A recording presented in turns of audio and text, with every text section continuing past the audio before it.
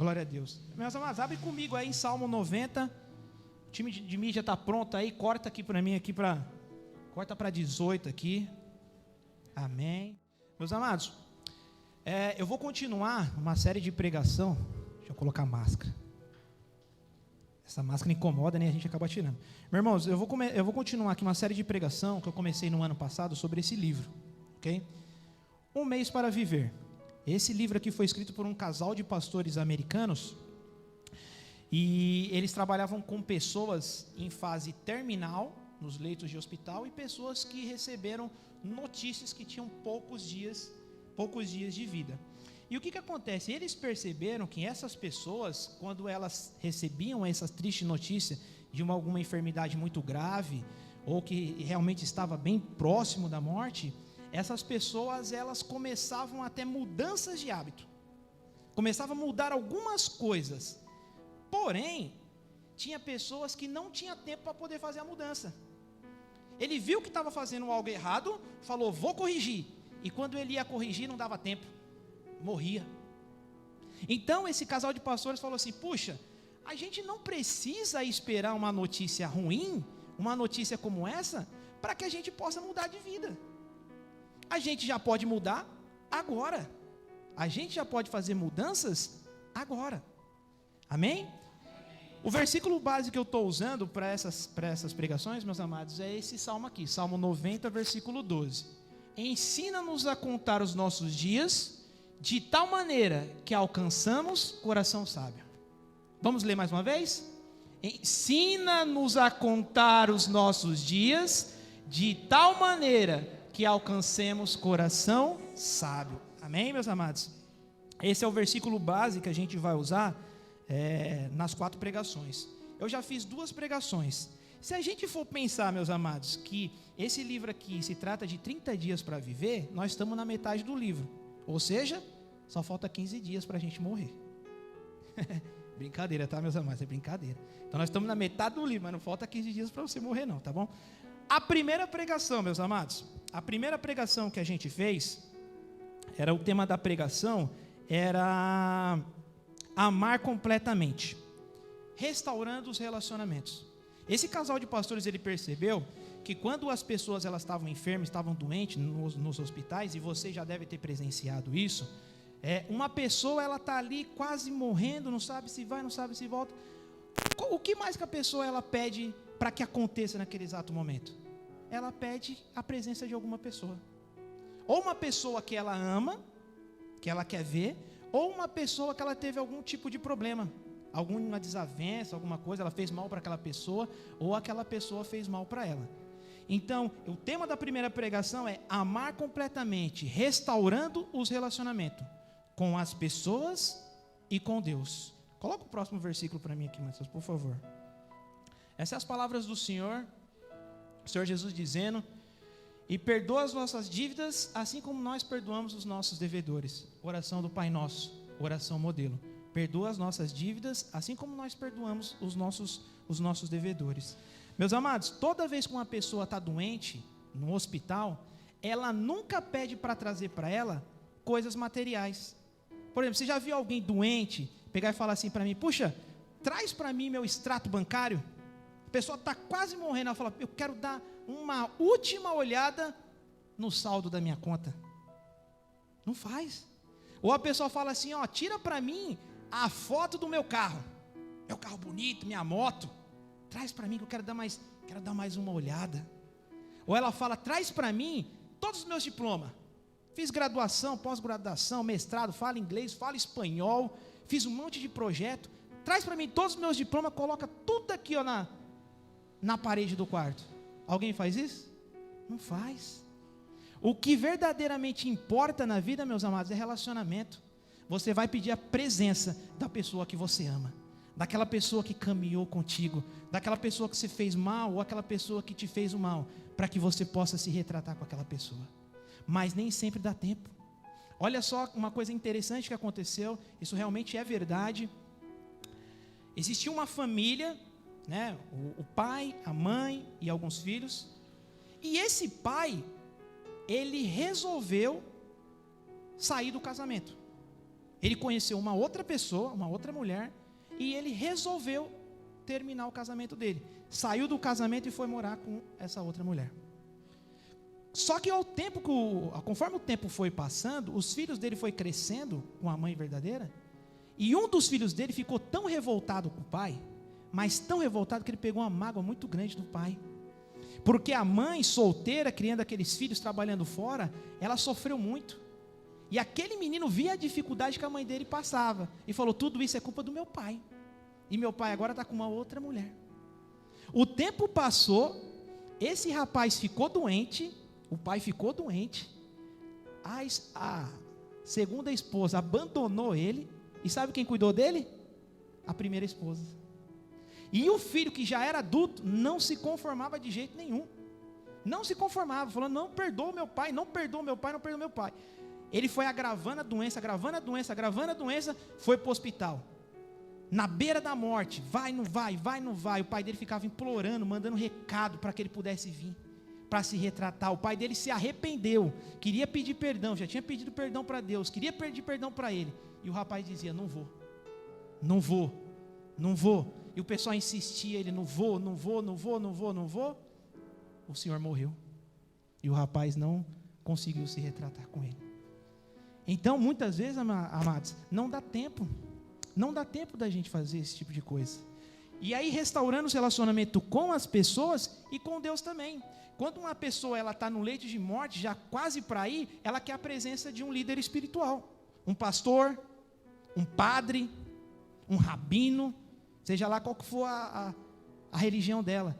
Porque ela sabe que dali para frente, ela vai precisar de alguma coisa a mais. Então ela pede a presença de um religioso, porque ela quer restaurar o relacionamento dela.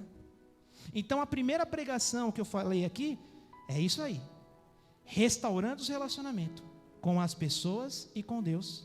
E nós não precisamos, amados, esperar uma notícia ruim dessa, triste como essa, para que a gente possa restaurar os nossos relacionamentos com as pessoas com quem a gente ama, com aqueles que nos fizeram mal, aquele que a gente fez o mal, e principalmente com Deus. Ame a Deus sobre todas as coisas e o teu próximo como a ti mesmo. Não há outro mandamento. Coloca para nós aqui, Mateus, para a gente ler. Marcos 12:30. Amarás, pois, ao Senhor teu Deus de todo o teu coração, e de toda a tua alma, e de todo o teu entendimento, e de todas as tuas forças. Esse é o primeiro mandamento. Próximo versículo. E o segundo, semelhante a este, é: amarás o teu próximo como a ti mesmo. Não há outro mandamento maior do que este. A base do evangelho, meus amados, é o amor. Ame a Deus sobre todas as coisas e o teu próximo como a ti mesmo. Amém? Glória a Deus. Segundo tema da pregação é amar completamente. Esse aqui talvez vocês lembrem, quem estava aqui talvez vai lembrar. Vivendo o traço. Quem lembra? Ninguém lembra? Alan lembra? A mim não lembro. Não, nada, não. Lembra? Ó, vocês vão lembrar agora. Eu coloquei aqui no Data Show uma lápide. Lembra no cemitério? Estava escrito Eusébio. Lembra? Então, o que é o traço, meus amados? O traço que ele está se referindo é aquele símbolo que fica entre a data de nascimento e a data de morte. Certo? Então, isso é o traço, vivendo o traço, né? Aí, a gente falou que assim, viver o traço tem muito a ver com livre-arbítrio. Tem pessoas que dizem assim, não, eu tenho livre-arbítrio. Eu faço o que eu quero, quem manda em mim é eu mesmo, e eu faço o que me dá na telha, quem manda em mim é eu mesmo, porque na verdade eu tenho um livre-arbítrio. Só que essa questão do livre-arbítrio, meus amados, ela é um pouco relativa. Depois um dia a gente pode falar um pouquinho mais sobre isso. Mas quer ver, eu vou fazer umas perguntas para vocês, vocês vão me dizer se a gente tem livre-arbítrio. Por exemplo, outro dia eu estava passando lá em Santo André, e eu passei em frente ao hospital que eu nasci. Nasci naquela avenida, né, ali na Dom Pedro. Hoje não é mais um hospital, é uma outra coisa. Nasci lá em dia 9 de abril de 1984. Eu não escolhi nascer nesse dia. Vocês escolheram nascer nesse dia? Não. Vocês escolheram o pai de vocês? Escolheram a mãe? O irmão? Irmã? Não, ninguém escolhe. Você escolheu o bairro que você nasceu? Estado, país? Pastor nasceu na Paraíba. Escolheu nascer na Paraíba, pastor? E se tivesse que escolher, escolheria? Talvez não. Pastor, é paraibano, você tem que falar 100% Paraíba, lembra lá, ô Marcelinho? 100% Paraíba, pastor, você não pode perder isso não, certo? É Paraíba no tutano, né? Cabra da peste, pode falar isso, pastor? Não é muito bom não, né? Então, meus amados, ó, a gente não tem muita coisa na vida que a gente não escolhe. A maioria das coisas a gente não escolhe. Outra coisa que a gente não escolhe também é o dia do nosso falecimento, o dia que a gente vai empacotar, o dia que nós vamos passar para a terra do pé junto. Alguém sabe? Ninguém sabe. Ninguém sabe. A gente não sabe. A gente não escolheu o dia de nascimento e também não sabe quando vai morrer. Não vem escrito na testa de ninguém quando cada pessoa vai morrer. Irmão, sabe que esse negócio de morte é uma coisa engraçada, né? Quando eu trabalhava lá no outro trabalho, na fábrica, faz bastante tempo, a empresa não tinha seguro de vida. E ela decidiu fazer seguro de vida para os funcionários. Então ela contratou uma corretora, a corretora foi lá para dar algumas orientações, o pessoal foi falar de prêmio e tal, foi tirar tudo dos funcionários. Irmãos, o auditório estava lotado assim de funcionário, um monte de peão, a maioria tudo homem, né? Sabe como é que é homem, como é peão de fábrica, né? Aí beleza. A mulher começou a explicar, ó, se você morrer é tanto salário, se a sua esposa morrer é tanto salário, se o seu filho morrer é tanto salário, explicando isso, aquilo, outro. Alguém tem alguma dúvida? Aí um levanta, pergunta uma coisa, o outro levanta, pergunta uma coisa, e tinha um outro rapaz lá que era meio atrapalhado.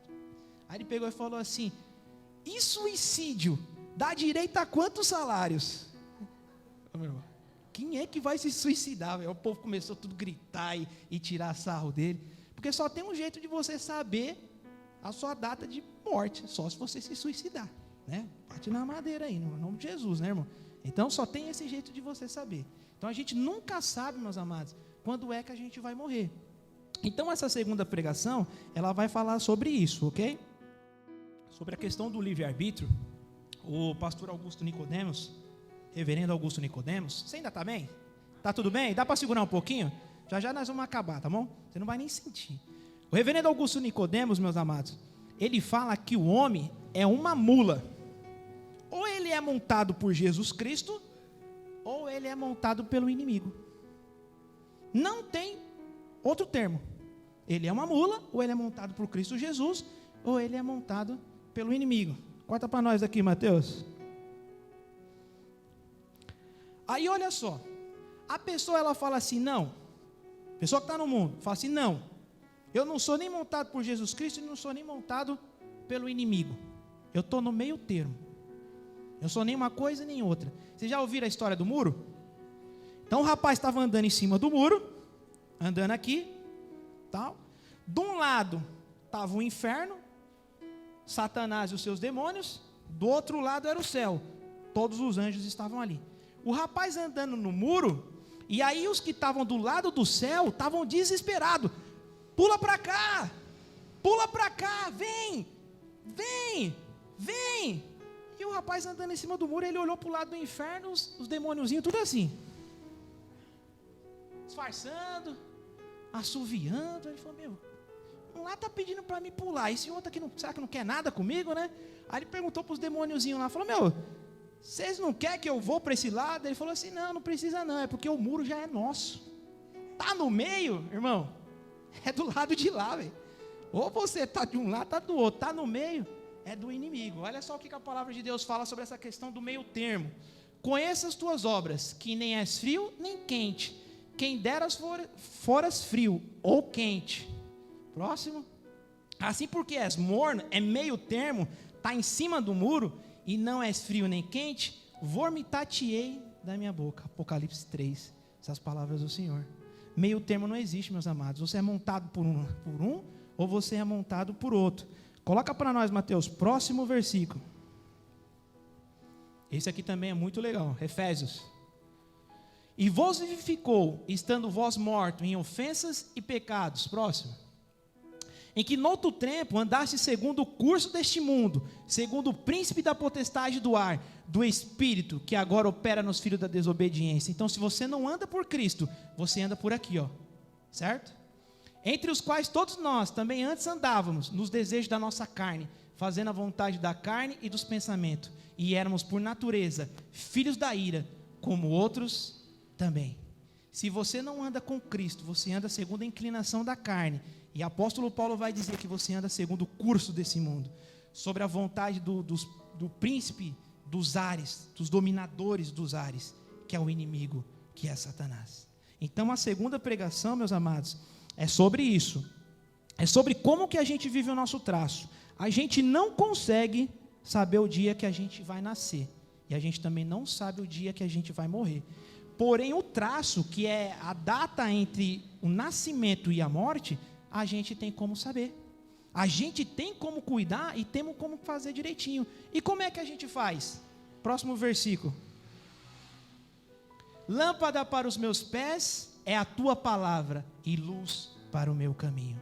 Aqui está o ensinamento, a luz da palavra. Amém? Esses dias a Mônica postou no grupo, o pastor Lucinho, antes de começar a oração, ele disse assim: eu sou o que a Bíblia diz que eu sou, eu tenho o que a Bíblia diz que eu tenho, e eu posso o que a Bíblia diz que eu posso. Podemos tudo na palavra do Senhor. Próximo versículo, Mateus. Jurei e cumprirei que guardarei os teus justos juízos. Aleluia. Próximo. Enganoso é o coração, mais do que todas as coisas, e perverso. Quem o conhecerá? Meus amados, o coração do homem, ele é extremamente enganoso. A palavra de Deus fala que nós não devemos viver pelas nossas emoções, pelos nossos sentimentos, porque o coração nosso nos engana. Ele nos leva por caminho que não deveríamos ir, certo? Nós temos que andar segundo a palavra do Senhor. Amém? Glória a Deus. Irmãos, agora que eu vou começar a pregar. Terminei a introdução. Amém? Vocês aguentam aí? Ou vocês querem ir para casa assistir o Faustão? Irmãos, tem uma música antiga de uma banda de rock que ele vai falar sobre os dias da semana, né? E ele fala: o domingão é dia de Faustão, topa tudo por dinheiro, que esse tédio é de matar. Então, meu irmão, ficar em casa no domingão assistindo, ó, até quem não é cristão já sabe, é um tédio. Ficar assistindo Faustão e topa tudo por dinheiro, meus amados. Em vez de vir, né, brincadeira, né? Ajuda aí, né, irmão? Fazer igual, né? Ajuda nós aí. E qual que é a terceira pregação? Então, falamos da primeira, viver apaixonadamente. A segunda, amando completamente. E a terceira, aprender humildemente. Aprender humildemente. Irmãos, e não tem ninguém maior em humildade do que o nosso Senhor Jesus Cristo. Ser humilde é aprender com humildade para uma vida de alegria e longevidade com Yeshua e a Machia. Agora, nós vamos começar falando primeiro, meus amados, do que não é ser humilde.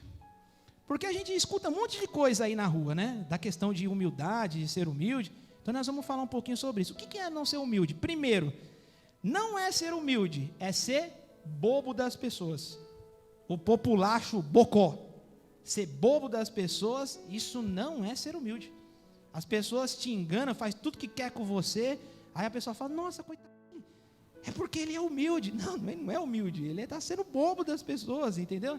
Ele tem que acordar, né? Então, ser humilde não é ser bocó. Segunda coisa, ser humilde, meus amados, não é aquela pessoa sem iniciativa. Já viu aquela pessoa parada, que não toma iniciativa para nada? Ela não vai, né? Fica ali sempre esperando. Aí a pessoa olha para ela e fala: poxa, coitadinho dele, é porque ele é humilde.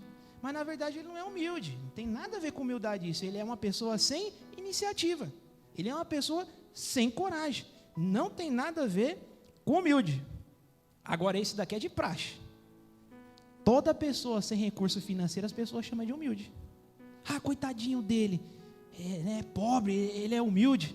Não tem nada a ver, mano. Tem nada a ver uma coisa com a outra, certo? Você vai ver muitas pessoas que não têm recurso financeiro, que é extremamente arrogante, é extremamente orgulhoso, certo? E você vai ver muitas pessoas que têm condições financeiras, têm muita grana, e é uma pessoa educada, uma pessoa mais simples, uma pessoa mais tranquila. Coloca a imagem para nós aqui, Mateus, por favor, nosso time de mídia. Irmãos, vocês chegaram a ver essa notícia? Essa notícia aqui foi divulgada nas redes sociais e nos sites aí de comunicação, acho que na semana passada. Vou ler para vocês. Na foto, a princesa da Suécia recolhendo a sujeira do seu cãozinho. Se uma princesa pode fazer isso, com certeza você também pode. né? A princesa, Kate Middleton, estava recolhendo as fezes do cachorro dela. O cachorro fez cocô, ela foi lá e pegou. Isso é ser humilde? Não. Os irmãos estão tudo com medo. Os irmãos ficam apreensivos. E agora? Será que eu falo que é? Será que eu falo que não é? Os irmãos ficam olhando. Aqueles rostinhos assim, um pouquinho de interrogação. Não, irmãos, não é. O que a moça é? Politicamente correto. Educada, né? Às vezes no país dela tem uma penalização para quem faz isso. Se eu não me engano, no Brasil também tem. Se você estiver passeando com o seu cachorrinho lá e ele fizer o cocô lá e você não recolher e tiver um guarda lá, se eu não me engano, ele pode te atuar com uma multa lá. Você não vai ser presa por causa do cocô do seu cachorro, do seu poodlezinho, né? Mas você pode ser atuada com uma multa. É como esse decreto que nós temos aí da máscara, né? Se você for pego aí na rua, até mesmo aqui no estabelecimento sem máscara, você vai ser multado aí com, se eu não me engano, com R$100, parece que é a multa para você andar sem máscara, né? Então, meus amados, uma pessoa também que é politicamente correto, também não quer dizer que essa pessoa ela é humilde, né? Que no caso dessa princesa aqui. Outra coisa também que não é ser humilde é aquela pessoa que nunca quer contrariar ninguém. Então a pessoa expressa uma opinião, ela concorda. Ela concorda, ela vai concordando com tudo, porque ela não quer debater com ninguém, não quer falar nada com ninguém, e aí as pessoas falam que ela é humilde. Não, ela não é humilde, ela não quer se contrapor com ninguém, certo? Então, meus amados, tudo isso não é ser humilde. Ser bobo não é ser humilde, sem iniciativa não é ser humilde, sem recurso financeiro não é ser humilde, ser politicamente correto também não é ser humilde. E qual seria o contrário de humildade? O contrário de humildade é soberba, arrogância, orgulho, todas essas coisas. Tudo na vida, meus amados, tem um contrário. Se vocês ouviram lá aquele estudo que o pastor Henrique estava colocando lá do pastor Marcos, ele também fala sobre isso. E ele falou algo muito interessante que eu não sabia isso. Tudo tem um contrário, menos Deus. Qual que é o contrário de Deus? Não existe. Não existe. Porque Deus é um ser espiritual, infinito e imutável, criador de todas as coisas, sustentador de todas as coisas. Ele não tem contrário. Às vezes as pessoas falam, não, o contrário de Deus é Satanás, e não é, tá, meus amados? Você não pode fazer esse comparativo de Deus com o inimigo, porque Deus, ele é criador de todas as coisas. O Satanás, o inimigo, ele é uma criatura. Se você for comparar Satanás, você tem que comparar com anjos. Então, Satanás, anjo Gabriel, eles estão na mesma faixa, mas Deus não se compara com o inimigo. E aí às vezes as pessoas até se confundem, né, achando que Deus vai brigar com o inimigo, e não vai brigar com o inimigo, não vai lutar com ele, porque não tem como, são de classes diferentes, né? A gente foi no Inabaláveis, eu não lembro em que ano que a gente foi eu, o Mateus, o Tiago, a Tuane foi, a Damiana foi, eu não sei mais quem foi, o Leandro Vieira estava pregando. Ele fez um teatro simulando uma briga entre Jesus Cristo e o inimigo. Depois vocês entram lá para assistir, irmãos, eu nunca vi aquilo na vida. E ele usou a analogia com o UFC. Então ele falou, eles são de faixas diferentes, não tem como lutar, sabe? E ele imitava o narrador, mas foi uma coisa assim muito legal. Nunca mais eu esqueci dessa comparação que ele fez. Depois vocês entram lá e podem assistir. Então o que é, na verdade, ser humilde? Não é ser politicamente correto, não é não ter grana, não é ter iniciativa. Amados, ser humilde é a pessoa que perdoa rápido e esquece rápido. Perdoa rápido e esquece rápido. Pessoa soberba e orgulhosa demora a perdoar e demora a esquecer. Isso é ser humilde, meus amados. E aí Jesus vai dizer, coloca para nós aqui, Mateus capítulo 18. E disse, em verdade vos digo que, se não vos converter e não fizeres como meninos, outras traduções está dizendo crianças, de modo algum entrareis no reino dos céus. Jesus dizendo, e disse, coloca lá, Mateus, e disse, em verdade vos digo que, se não vos converteres e não vos fizerdes como meninos ou como crianças, de modo algum entrareis no reino dos céus. Então, meus amados, aqui a gente não pode confundir algumas coisas. Ele está dizendo na questão de conversão, na questão de aceitação de Cristo, nós temos que ser como meninos, como crianças, e não na questão da vida. certo? Crianças imaturas, né? Sem responsabilidade. O que ele está falando aqui com relação a isso, certo? E aí você fala, mas como criança? Como que é criança? Irmãos, criança é extremamente birrenta. Vai pegar um celular de uma criança hoje em dia. A gente tem um sobrinho, ó. A gente tem um vizinho lá em casa, lá o Bruno, ele até veio aqui na semana passada. Ele tem uns 2 aninhos. E ele fica em casa desde pequeno, desde 6 meses ele fica em casa. Aí às vezes ele vai em casa e a gente dá o celular para ele. Meu, é muito bonitinho. Aí ele pega, deita assim no sofá, coloca as mãozinhas assim, ó, e fica lá assistindo. Aí passa para cá, passa para lá, põe, troca. Aí você fala, Bruno, me dá aqui o celular. Meu. Ele começa a gritar, começa a escandalizar. Então, isso é criança. Criança é birrenta. Você vai dormir, a criança, não quero ir. Só que tem um lado da criança, que é esse que Jesus está falando, que é sensacional. Quando você tem filho pequeno, aí seu filho pega e fala assim, ô pai, ô mãe, posso ir brincar lá na casa do meu primo, do Joãozinho? Deixa eu ir lá brincar na casa do Joãozinho? Aí você vai e deixa o menino ir lá.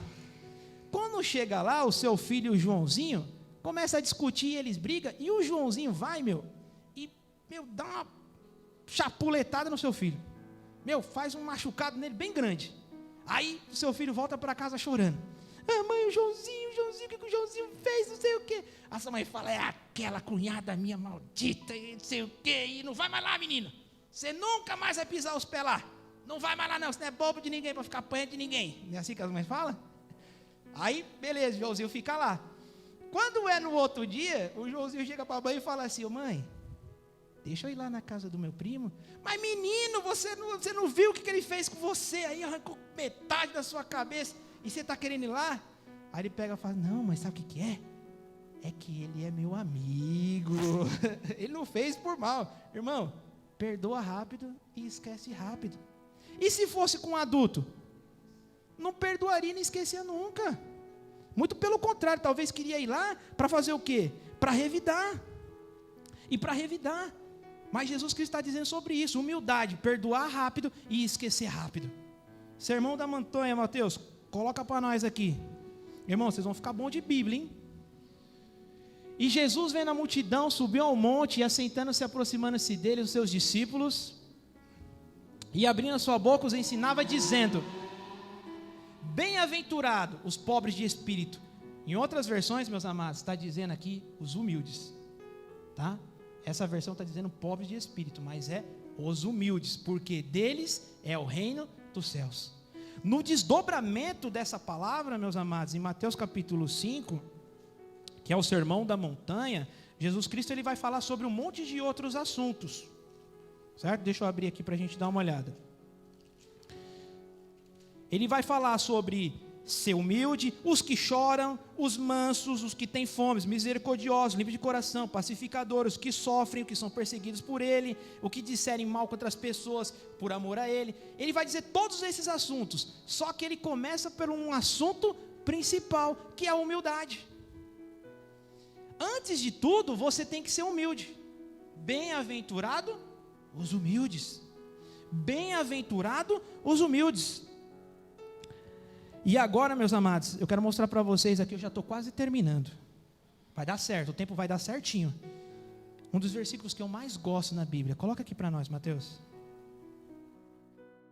Filipenses capítulo 2. De sorte que haja em vós somos nós, vocês, o mesmo sentimento que houve também em Cristo Jesus, que sendo em forma de Deus, o próprio Deus, não teve por usurpação ser igual a Deus, não teve orgulho, não foi soberbo, mas fez a si mesmo, de nenhuma reputação, tomando a forma de servo, fazendo semelhante aos homens, e achado na forma de homem, reconhecido em figura humana, humilhou-se a si mesmo, sendo obediente até a morte, e a morte de cruz. Isso é ser humilde. Esse é o versículo que eu mais gosto. Esse é o versículo que eu mais gosto na Bíblia. Meus amados, o próprio Deus se humilhou de si mesmo, se esvaziou de si mesmo, veio até a terra como um homem, sofreu e padeceu por amor a nós. Humilhou-se. Esse é o maior ato de bondade que nós vamos ver, e nós não vamos ver nada parecido com isso. Mateus, o próximo. Por isso também Deus o exaltou sobremaneiramente, e lhe deu um nome que é sobre todo nome, para que o nome de Jesus se dobre todo o joelho dos que estão nos céus, na terra e debaixo da terra. E toda língua confesse que Jesus Cristo é o Senhor, para a glória de Deus Pai. Aleluia. Deus é bom em todo tempo.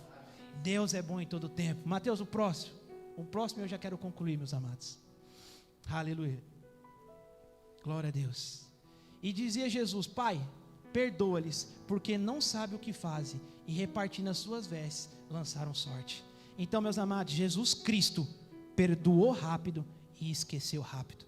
Jesus Cristo, quando estava próximo de ser morto, e sendo espancado, sendo humilhado, sendo agredido, ele disse: Pai, os perdoa, porque eles não sabem o que fazem.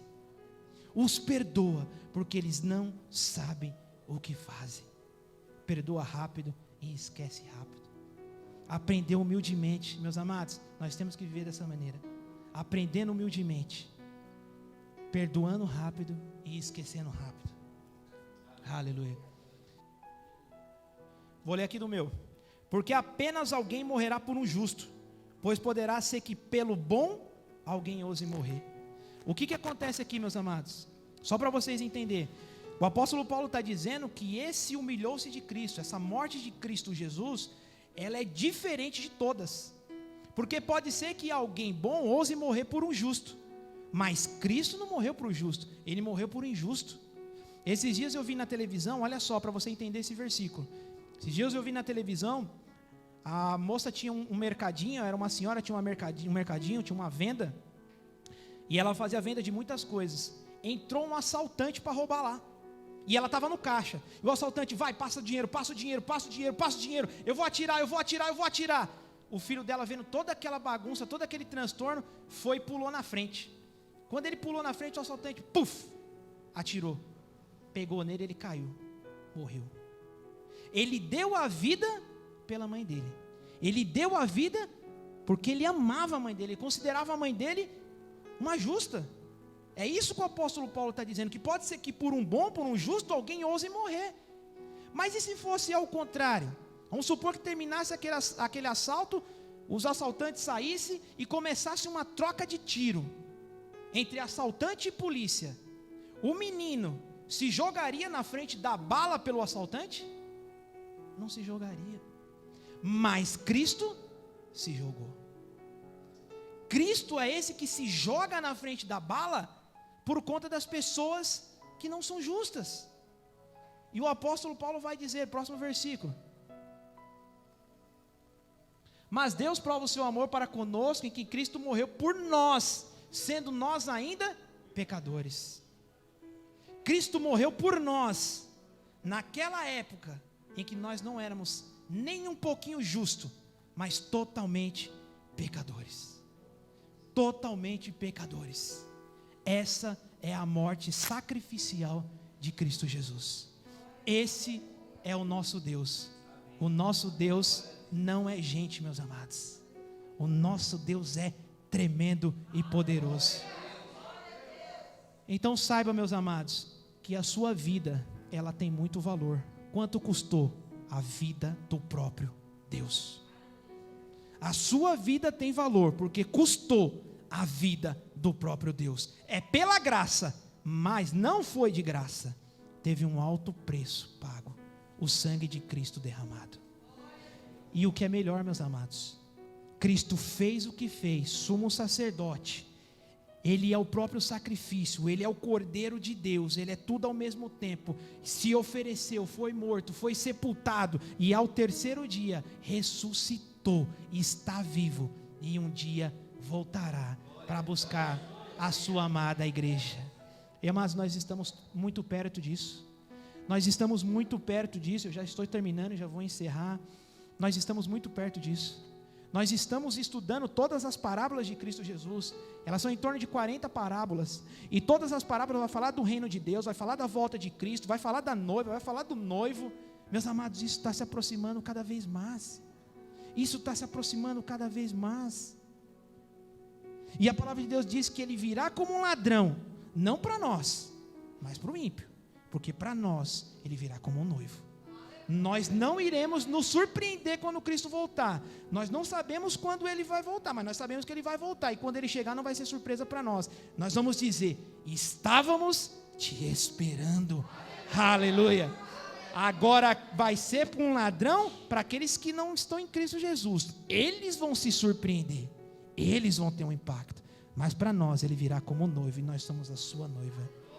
Fique de pé em nome de Jesus. Aleluia.